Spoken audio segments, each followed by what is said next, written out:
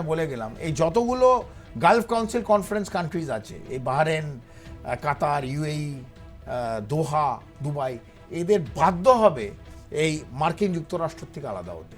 কারণ এখানে কারণ আছে। আমরা এতক্ষণ তেল নিয়ে আলোচনা করছি, আমি R+-এ প্রথমবার বলে যাচ্ছি, এই আলোচনা কেউ করেনি।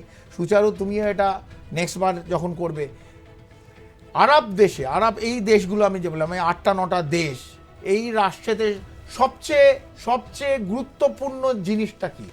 সবাই বলবে, এক কথা বলবে তেল।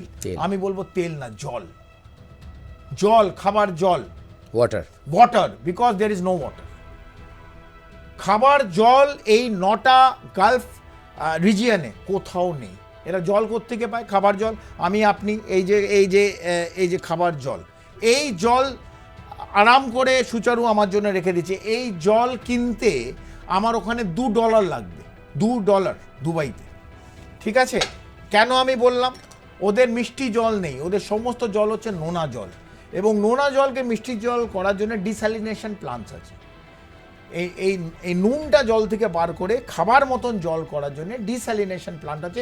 এতে হাজার কোটি টাকা খরচা হয়। এই প্রত্যেকটা ছোট ছোট রাষ্ট্র গালফ এতে তাদের ডিস্যালিনেশন প্লান্ট থেকে খাবার জল তৈরি হয়, এবং রান্নার জল, চানটা ওরা এই নোনা জলে করে। শুধু খাবার এবং রান্নার জল এই দুটো মিষ্টি জলে হয়, এটাকে ডিস্যালিনেশন প্লান্ট বলে।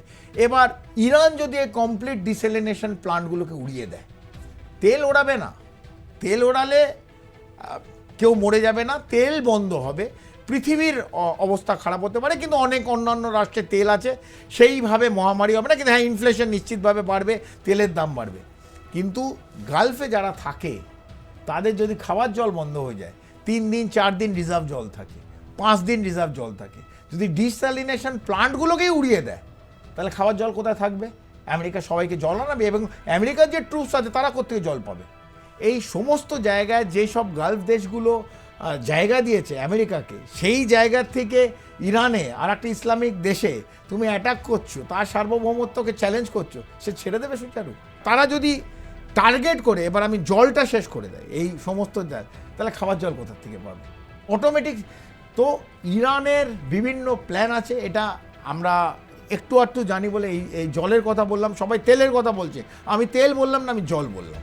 কারণ জল শেষ যদি হয়ে যায়, যুদ্ধ ইরান 3 দিনে জিতে যাবে।